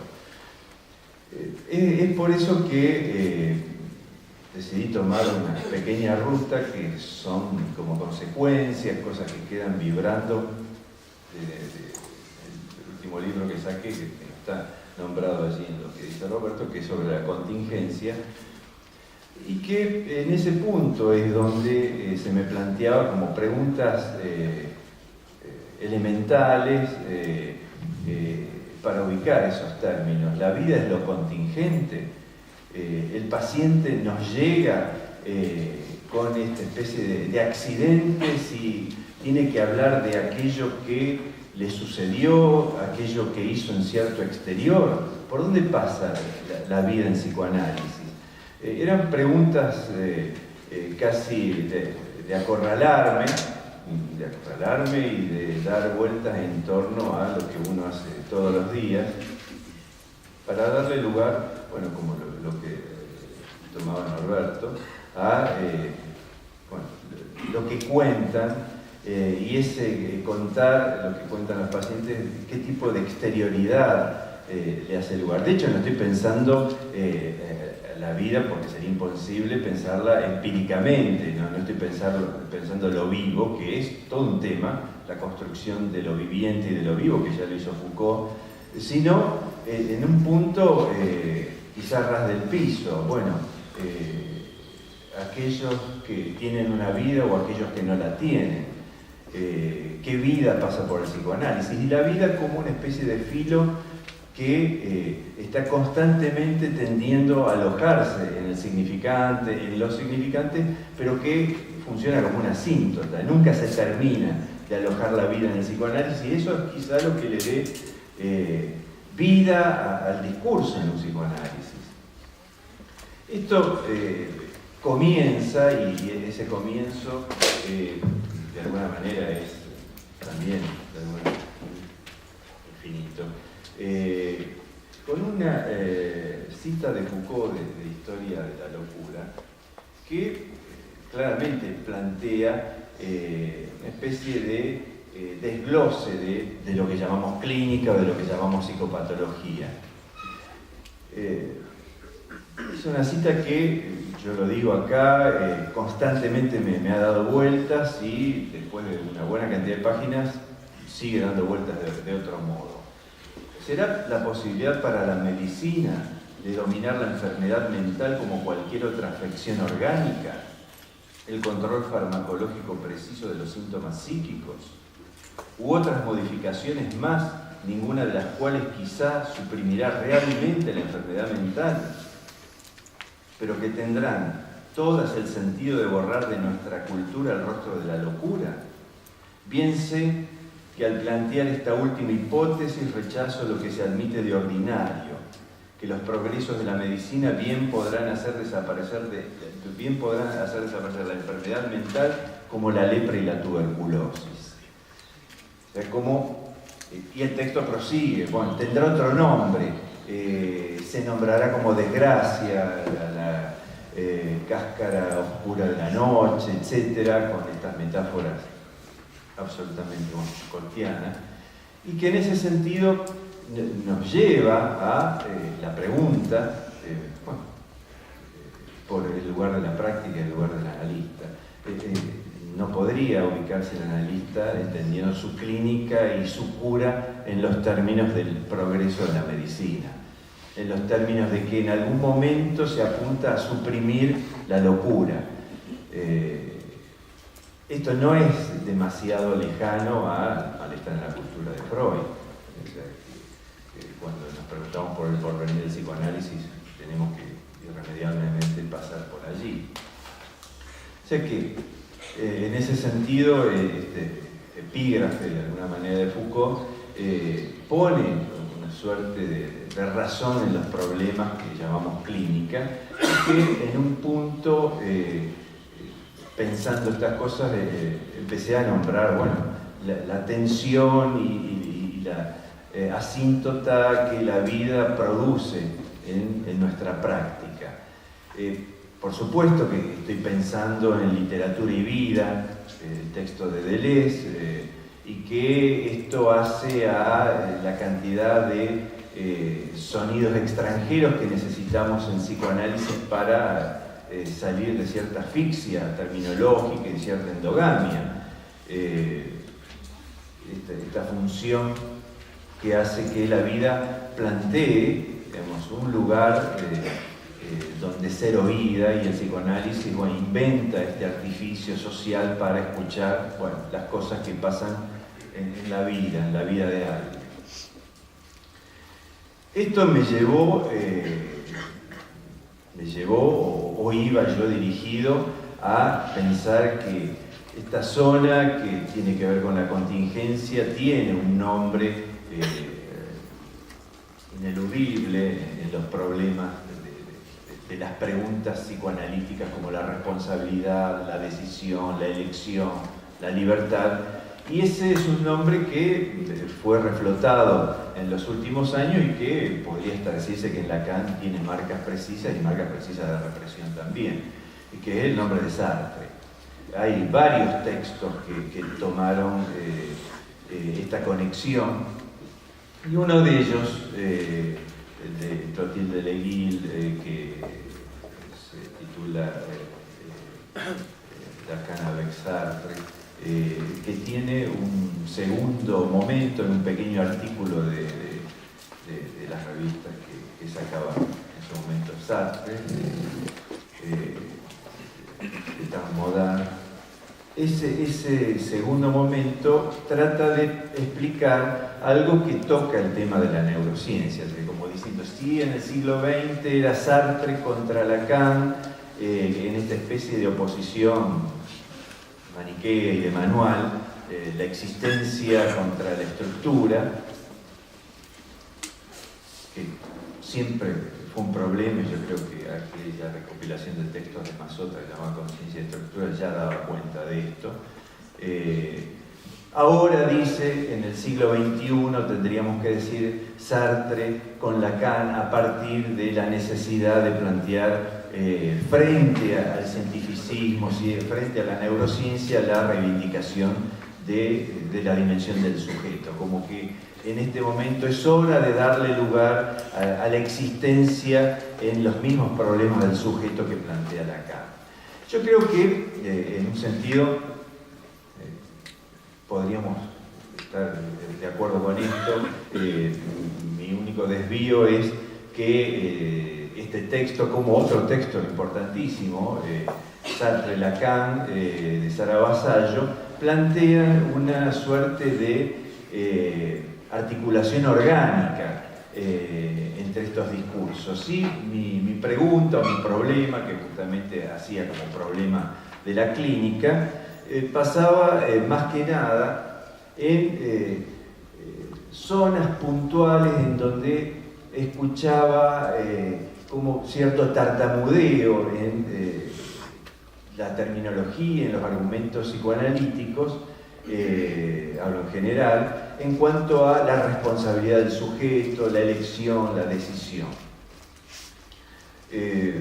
Uno de los indicios de ese tartamudeo es cuando se trata de resolver casi de manera tópica la cuestión de qué es decidir o qué es elegir. Como cuando se plantea, bueno, el inconsciente nos determina y nosotros vemos en qué medida nos vamos a poner de acuerdo y vamos a elegir aquello que el inconsciente nos determina. O la pregunta sea más resumida, quizás más eficaz, ¿quiero lo que deseo? Que en todos los casos me parecía requerir de una cuestión que ponga en juego ese punto en donde el problema de la división del sujeto no decline en la división, sino que el problema de la división del sujeto muestre una especie de lucha, de campo estriado en lo que podríamos llamar algo de la unidad.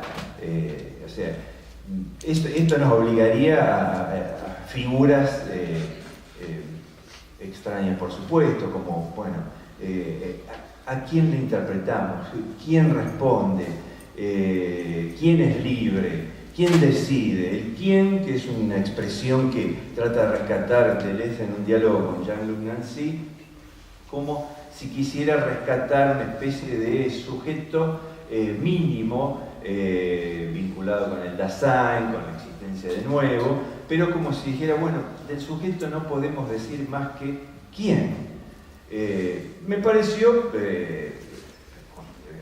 interesante como esa especie de reducción a lo mínimo. Me pareció también que salteaban muchas de las cosas que decía Lacan en cuanto al sujeto, pero me interesó el rumbo de esa conversación en donde plantea quién, ante quién y ante qué. ¿Se es responsable ante quién? ¿Quién es responsable?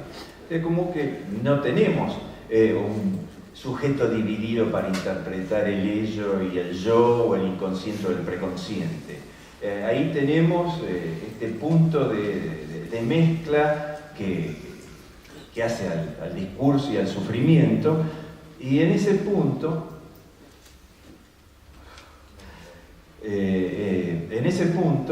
es donde aparece la responsabilidad. Deleuze da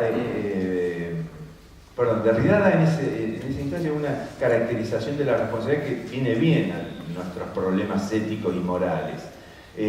No hay responsabilidad si no es excesiva. O sea, como diciendo, para poner en juego la pregunta por el sujeto, tenemos que poner en juego la pregunta por el defecto. Y esa pregunta por el defecto nos vuelve a poner, no es el sujeto dividido tópicamente, esto es obvio, ningún rincón del psicoanálisis lo podría defender con argumentos, pero en el momento de la práctica, en el momento del acto analítico, se pone en juego el problema de la elección como si fuese un problema de una teoría de la decibilidad y no una teoría del acto. Yo creo que el problema de la elección claramente en Lacan recorre, atraviesa el problema del inconsciente, el problema de la sexualidad, de cuando hablamos de elección sexual, y que en ese sentido es imposible desprender esta operación electiva en términos de verdadero o falso. De hecho, el recorrido que hice, que voy a desarrollar ahora, si no estoy como puntuando algunas cosas, empieza con el problema de la causalidad y termina con el problema de la ética. El problema de la causalidad es casi como el huevo de la serpiente de la ética, en el sentido de que en Lacan empieza a desmoronarse la causalidad desde un comienzo, yo digo desde aquel viejo coloquio de Bonneval de 1946, donde Lacan plantea la causalidad psíquica, y que que se le adelanta a Lacan negativamente y críticamente es Henri Ey cuando queda asombrado que el planteo de Lacan no distinga entre la causalidad de una melancolía producida por un tumor cerebral y la causalidad de una melancolía producida por problemas del duelo y la identificación. Ese asombro de Henri Ey de alguna manera se anticipa al Lacan del Seminario 11 cuando efectivamente se produce un impas de la causalidad. Entre este impas de la causalidad, y los psicoanalistas muchas veces lo olvidamos y usamos términos como si pudiesen dar explicaciones causales, y el punto de llegada de Lacan acerca del inconsciente ético, me parece fundamental poner la pregunta por la contingencia. La pregunta por la contingencia la nombro en dos aspectos únicamente, tratando de ser lo más resumido posible. Por un lado, en un sentido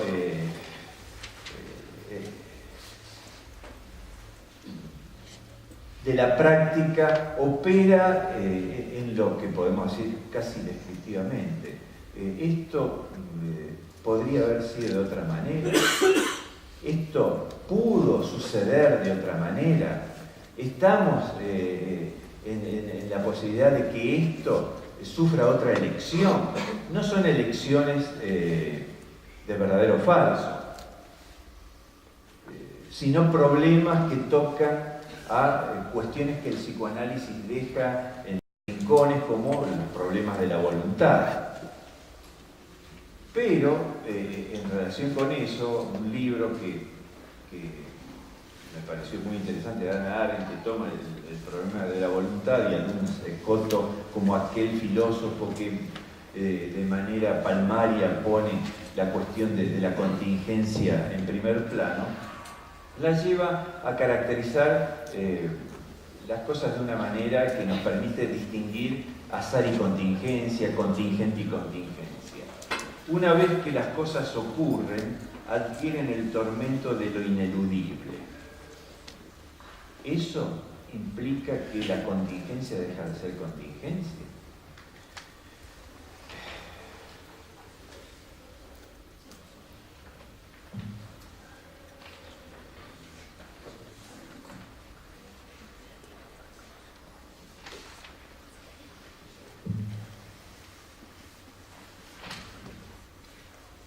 El planteo es, una vez que las cosas ocurren, es difícil desenhebrar los hilos que hicieron que ocurrieran como posibilidad y no como necesidad.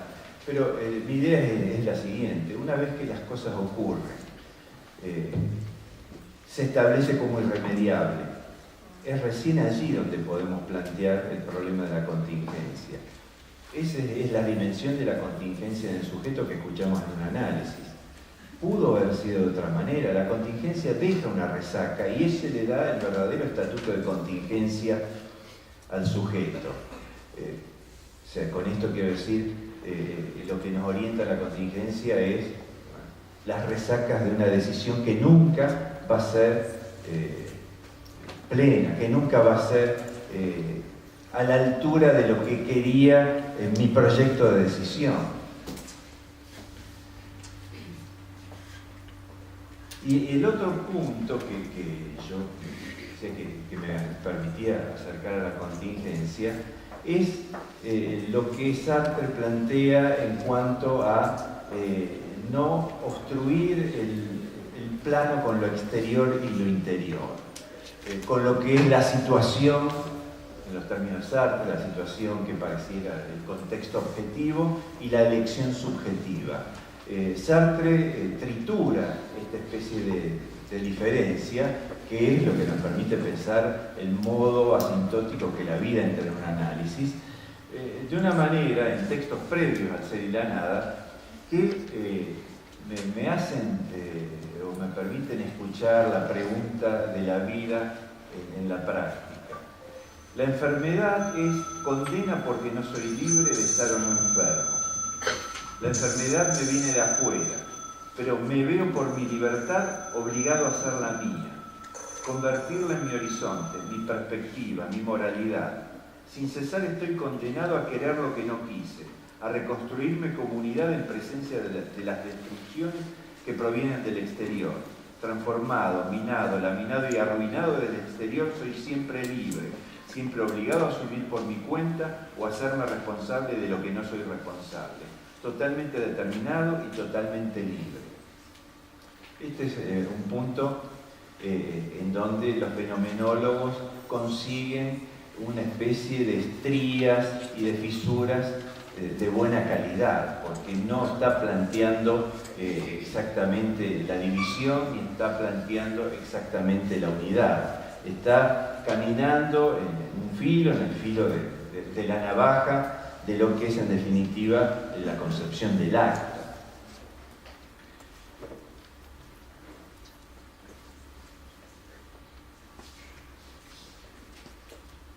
Una de las cosas que también me llevaba por este camino y que de alguna manera se dijo acá acerca de los desafíos de la clínica es tocar el problema de la elección y de la sexualidad con estas preguntas. Cuando se habla de la actualidad y de la clínica, generalmente los congresos tienen esa especie de espíritu de poner al día las cosas y de querer dar respuestas actuales a los problemas sociales. Muchas veces se produce una mímesis con aquello que justamente cambia. Y frente a las nuevas dimensiones de la sexualidad, pareciera que el psicoanálisis entra en una cuestión que olvida qué se dice del problema de la elección, que es el problema de la castración. O sea, que no podíamos tocar la cuestión de la sexualidad queer o de la transexualidad o del travestismo sin pasar de otra manera y otra vez por los problemas de la castración.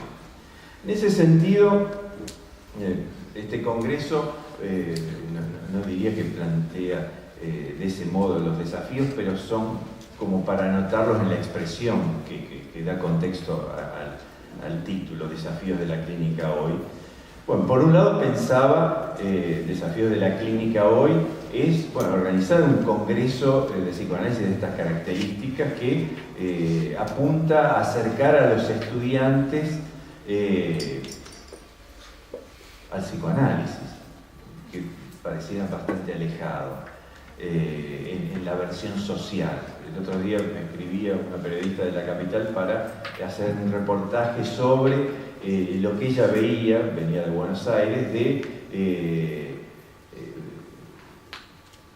avance de las terapias de las constelaciones familiares, de la neurociencia, del cognitivismo, y quizás sea lo que eso tiene prensa.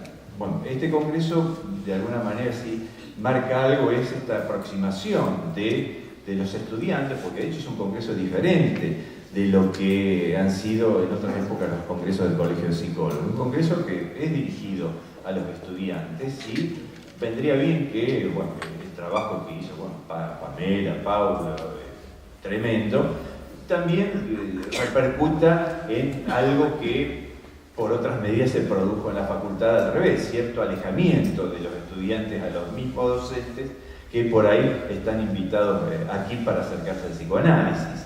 Eso quizás es un desafío. También pensaba en relación con... ¿Cómo tenés que decir? Faltan cuentos para que empiece a jugar central. Bueno.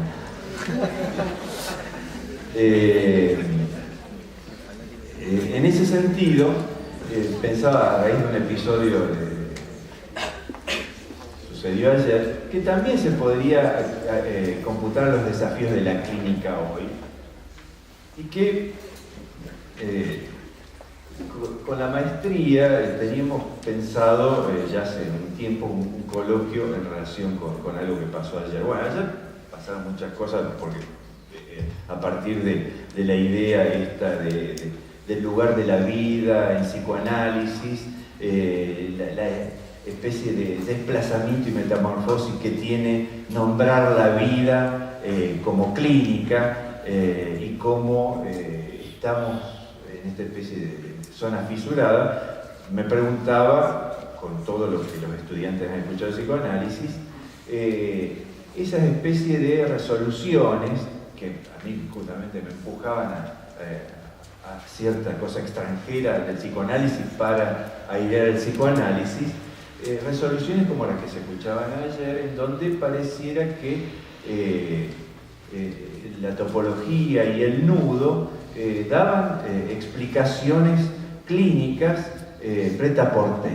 Y de golpe uno encontraba esto de el nudo aflojado, hacer bien el nudo mal hecho, parecía una clínica de la corbata.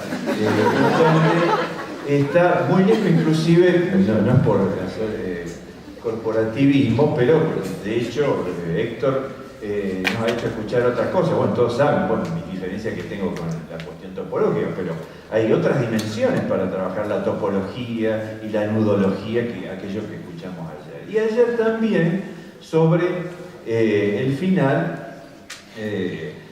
había una especie de denuncia a Ripo por llevar adelante un discurso misógino. A mí me parece que, bueno, se trata de defender a nadie, sino de poner este eje, porque una de las cosas que teníamos pensado en la maestría es un coloquio para el 10 del mes que viene, el jueves, sobre sexualidad femenina y naturaleza, que lo teníamos pensado hace ya bastante tiempo. O sea, por lo cual sería interesante, bueno, revisar a qué cosas el psicoanálisis puede responder como psicoanálisis y no como posición ideológica. Esta gente, estudiantes del Pampillón, me parecería fantástico que encuentren en esta posibilidad una instancia de conversación, una instancia de análisis, porque me parece que convendría mantener una pregunta fuera de la irritación o de la denuncia que nos permita pensar lo femenino y el feminismo, por ejemplo. Y ese tipo de responsabilidad tiene el psicoanálisis. O sea que yo lo tomaría como estas marcas que va dejando el Congreso de manera heterogénea y con fenómenos que no son meramente los de ponernos de acuerdo o no ponernos de acuerdo en alguna noción, ¿no?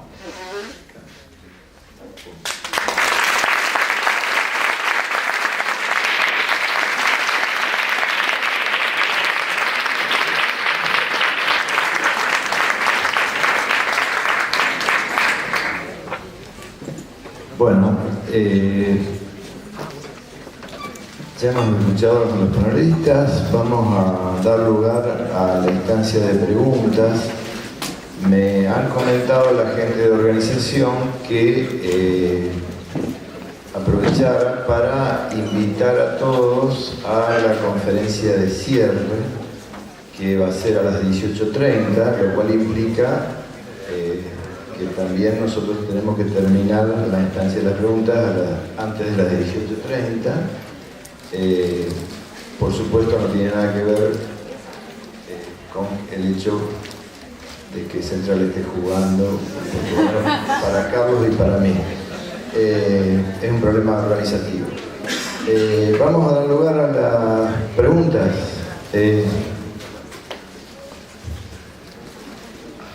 Trataré de ser breve, pero Norberto, en tu exposición, ya que esto está dirigido a estudiantes y a gente joven, hay dos puntos en los que quiero marcar una diferencia. Vos dijiste que Miller había dicho que el poder era el poder de hacer callar al otro, ¿no? El poder era el poder de hacer callar. Miller. No, lo otro mismo.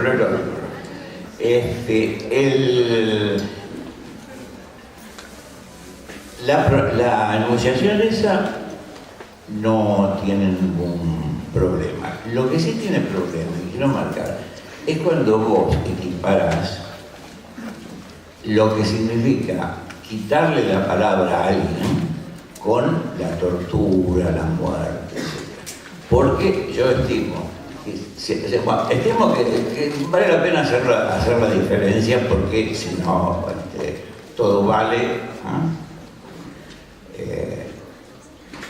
La segunda, voy a pronunciar una palabra maldita, que hoy han pronunciado todos, por lo cual me excuso, que son las neurociencias. No, neurociencia, no es lo mismo.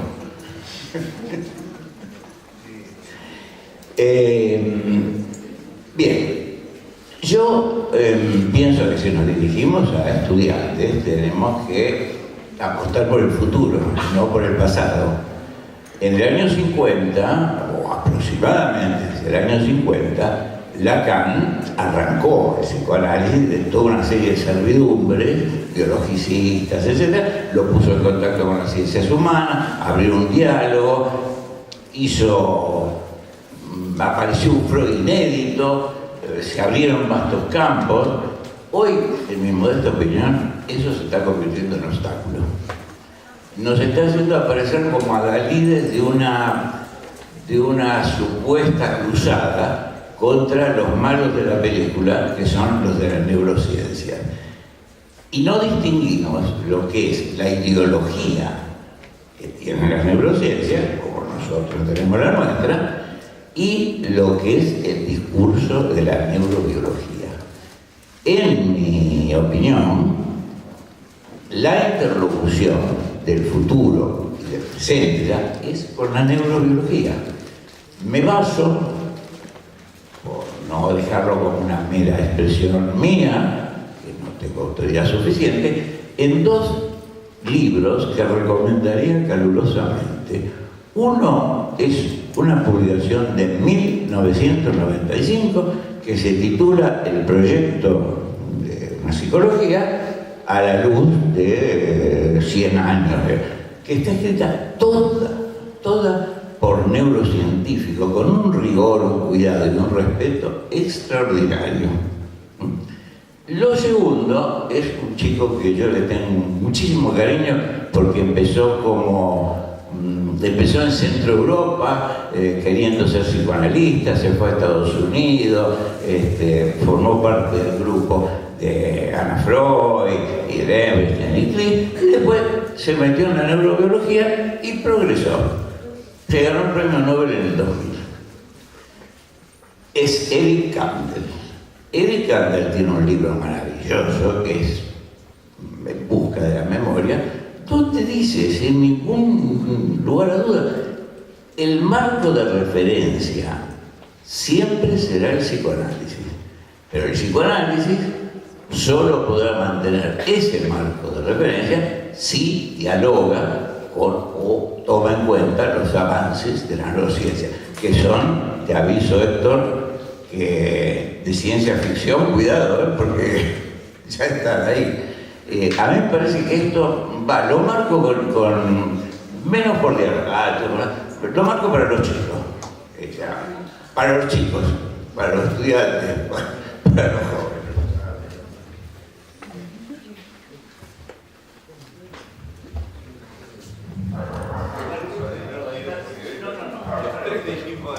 Claro. Hola. Sí, sí, son interesantes las observaciones, pero es evidente que hay diferencias y nos vamos a... Hola, que es interesante la observación que usted me hace, porque me hace pensar algunas cosas y especificar unas cosas más. No se puede sacar lo que dije del marco, lo que dije de las neurociencias, del marco en que lo dije. El marco en lo que lo dije fue la Argentina 2016, con el gobierno haciendo callar a la palabra en los institutos públicos de asistencia. Ese es en el marco que lo digo. Y la neurociencia se presta a eso por la cientificidad que necesita cierto gobierno. Gobiernos que van a hacer callar al otro mediante la palabra o un triunfo discursivo hasta matar al otro. Hay un agrado, no es lo mismo en cuanto al resultado, pero la acción siempre es política, tanto matar o hacer callar al otro porque le gana una discusión. El resultado es muy diferente, hay una diferencia que es ética, pero yo se lo dije en el marco del proyecto. Por supuesto, he leído a Kant, me parece fabuloso, y otros libros también, pero lo que yo marco es que hay desarrollos de la neurociencia que me parecen interesantes, pero que no sé lo que pueden aportar al psicoanálisis aún dialogando con ellos. No se puede dejar de probar ningún diálogo. No se puede dejar de probar ningún diálogo y en eso aceptó su cuestión. Pero no en el sentido de que hay una diferencia entre hacer callar al otro mediante la palabra, hay una diferencia, y otra hacerlo callar mediante la muerte. Y esto, digamos, es decir, usted imagínese que siempre el cuerpo es sede de la mayor segregación. El cuerpo es la sede de la mayor segregación. No, pero es el cuerpo que siempre se hace por el cuerpo. Sean judíos, negros, homosexuales, es siempre por algo del cuerpo, visible o no visible. Esas son las segregaciones mayores que se han producido y han matado. Entonces, lo que digo de la neurociencia es que, para mí, por muchas cosas que le digo, todo está bien. Tiene como referencia al psicoanálisis, son dos cosas que pueden hasta pensarse, piensan en el mismo problema, cómo vivir mejor o cómo pasarlo mejor dentro del malestar. Pero son para mí vías a veces excluyentes, a veces no, pero por eso puede haber un diálogo. Y lo otro que usted me decía, justamente de los libros que usted me nombraba, si se pueden, yo no niego el diálogo, lo que digo es que hay momentos en la vida de alguien, en este caso del psicoanálisis, no la vida del psicoanálisis, sino lo que...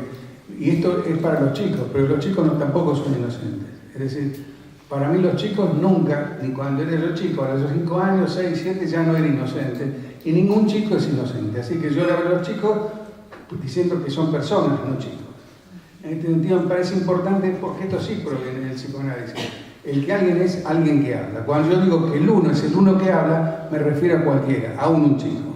Esa es la diferencia que también tengo con usted. Bueno,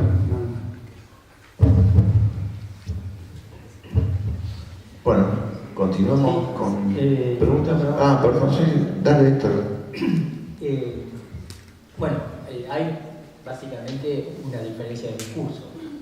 La neurociencia tiene un discurso, el psicoanálisis tiene otro discurso.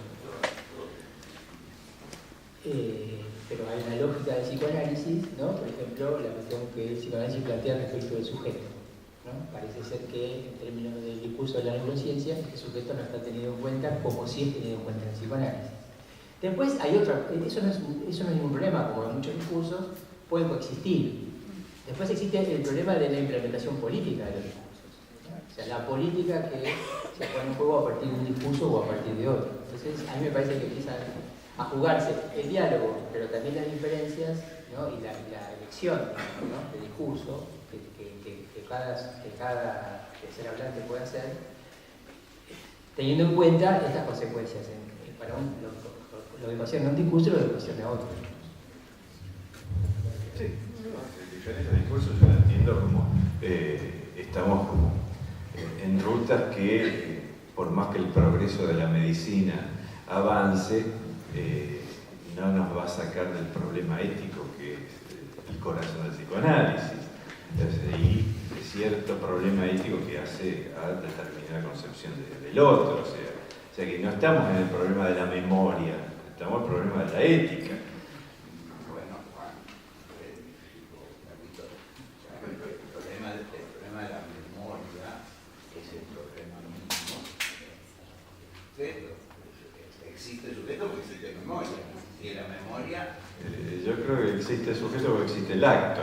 Y ahí entramos en un terreno donde la memoria es una especie subsidiaria del acto. Por eso yo digo, bueno, los progresos de la neurociencia, si queremos hablar, no los progresos de la medicina, van a suprimir algo de esto que hace a la vida de los pacientes.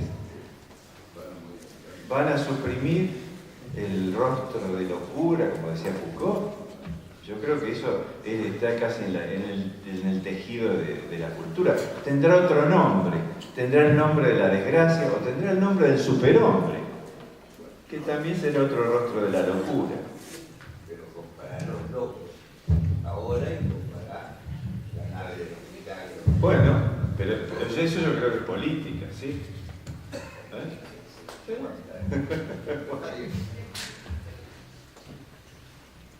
Bueno, ahí hay otra pregunta.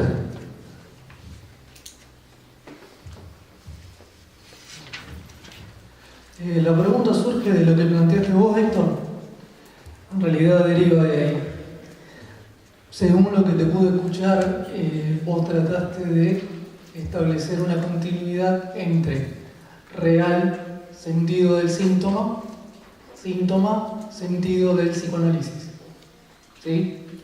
En oposición a real, sentido al síntoma o para el síntoma.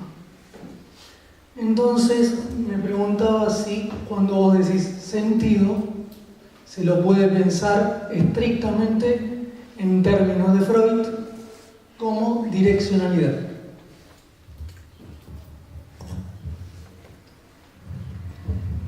Sí, bueno, Lacan lo dice expresamente que el sentido del síntoma es lo real, ¿no? Que lo real del sentido del síntoma es una forma diferente de tomar el problema del sentido. Evidentemente no es lo mismo decir el síntoma tiene un sentido, ¿cierto? Una significación incluso que se puede llegar a otorgar al síntoma, que hablar del sentido de lo real que tiene el síntoma. Porque lo real, por otra parte, permanece fuera del sentido, o sea, el sentido permanece fuera de lo real.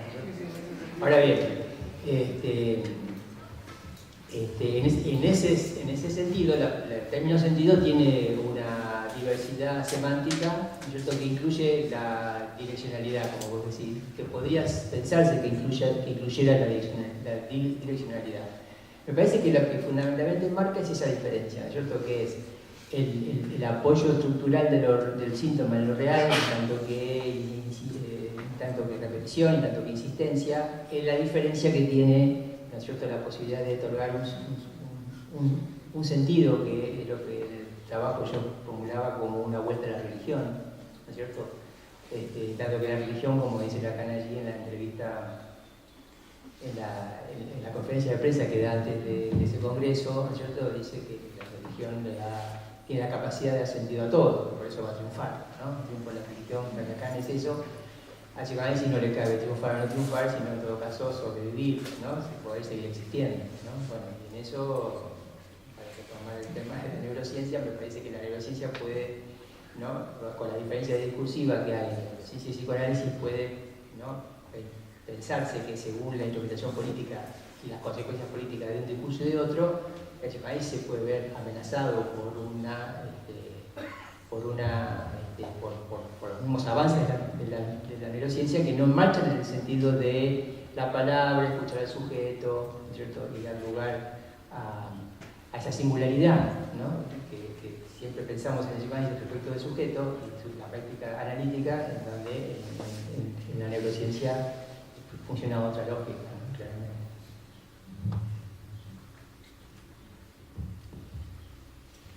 Bien, ¿otra pregunta?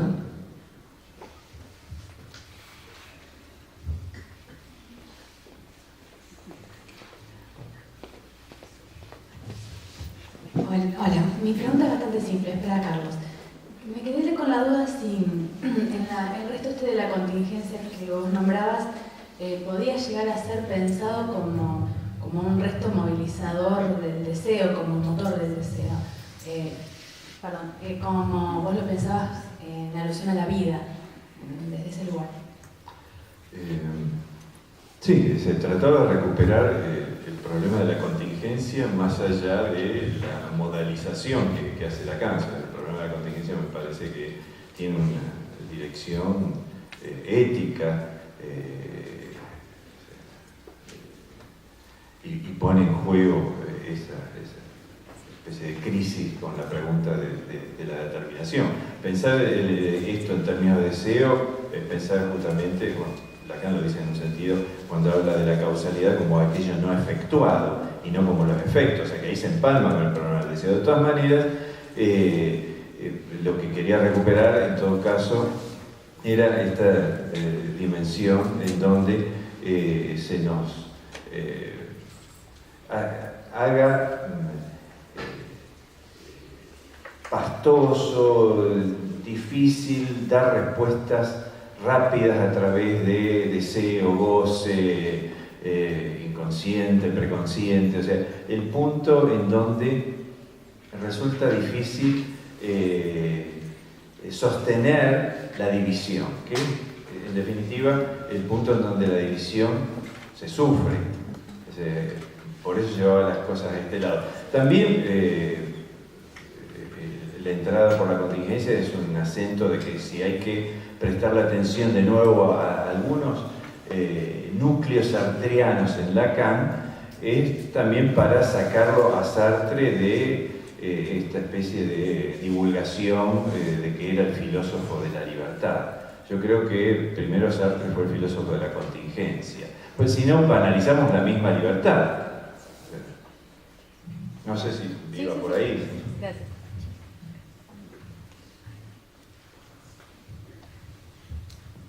Bueno, tenemos tiempo para un par más.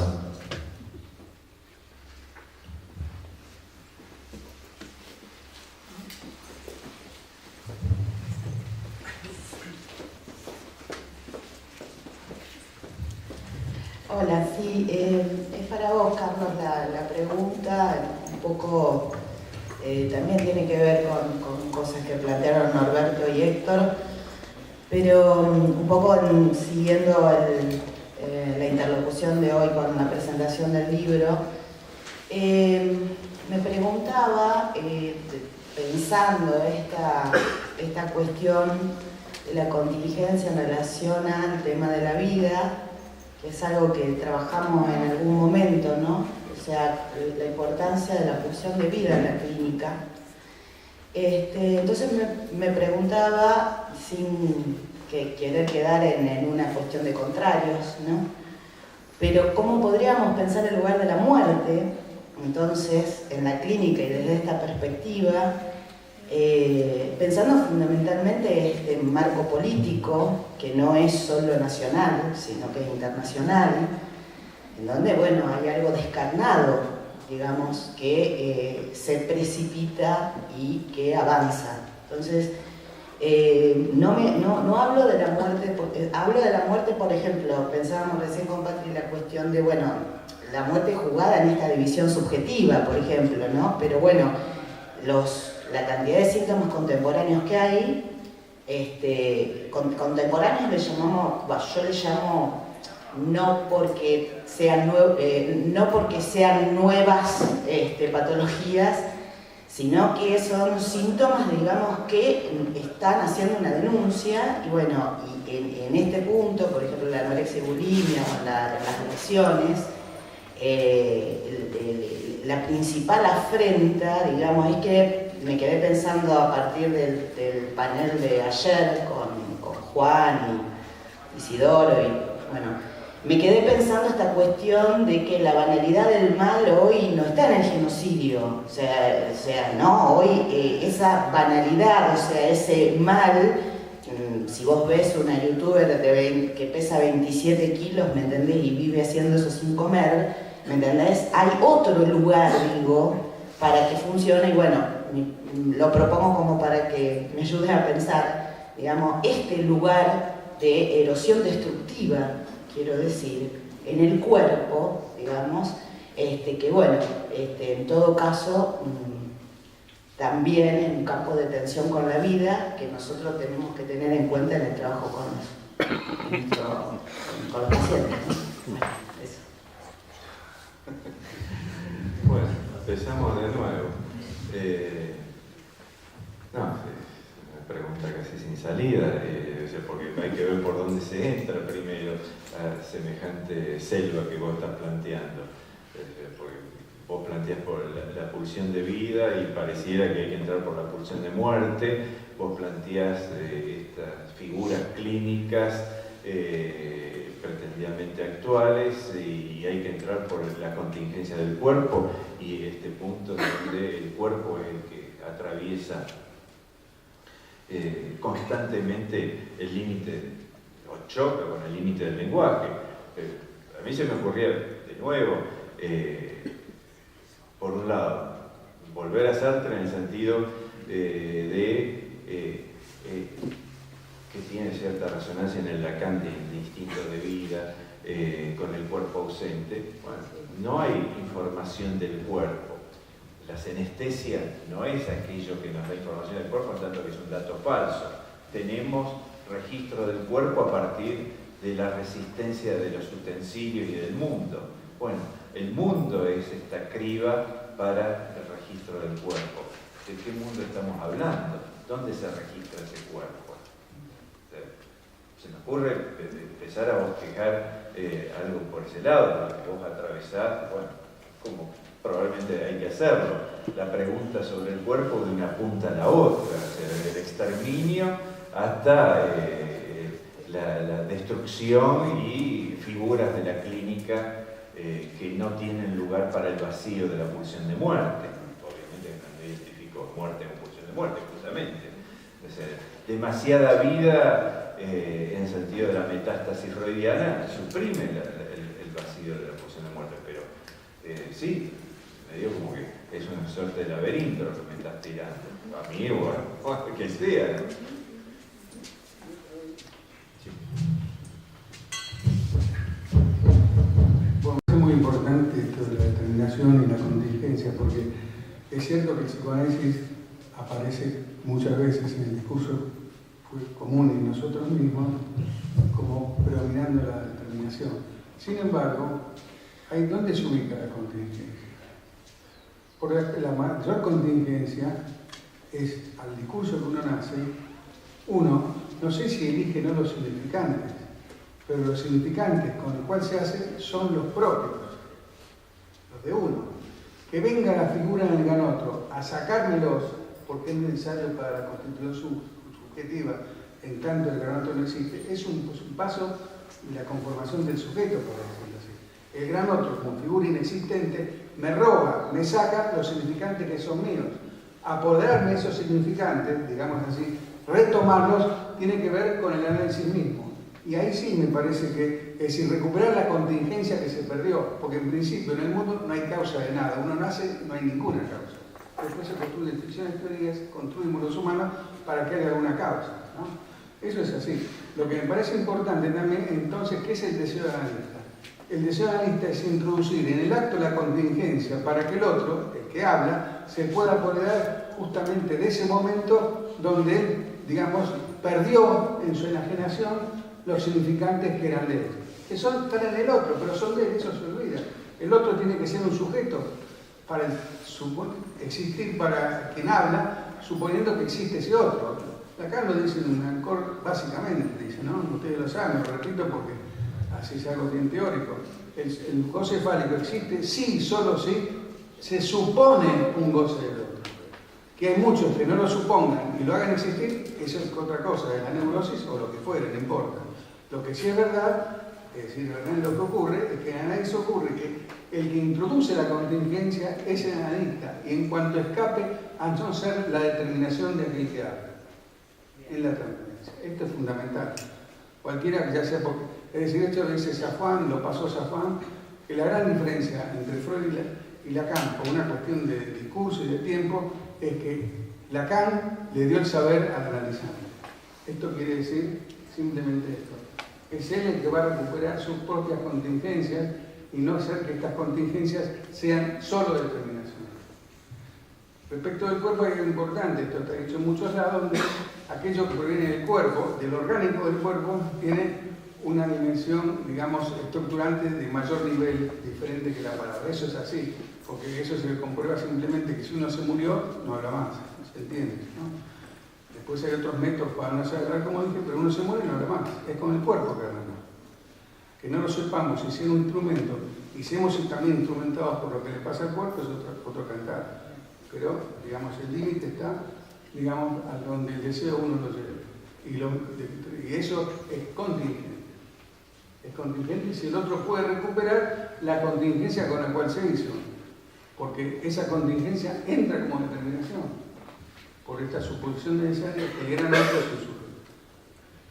Necesaria, pero tiene que caer. Esa es la institución subjetiva. Para mí, es así como yo lo entiendo.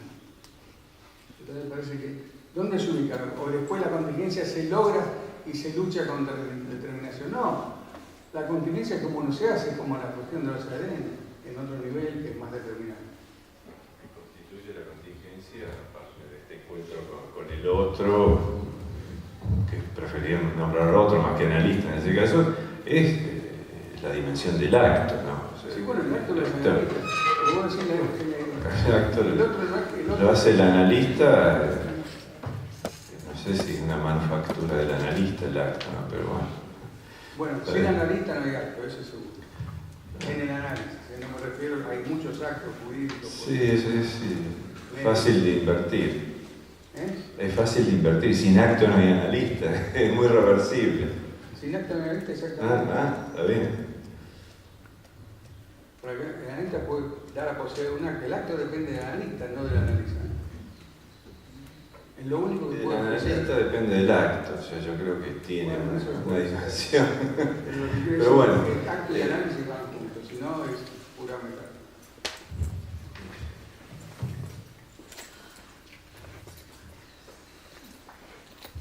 Bueno, gente, estamos en el tiempo que nos pidieron. Me avisan que les diga que pasen a buscar los certificados a aquellos que están interesados en ellos. Y bueno, entonces le agradecemos mucho la presencia y cerramos el panel. Gracias.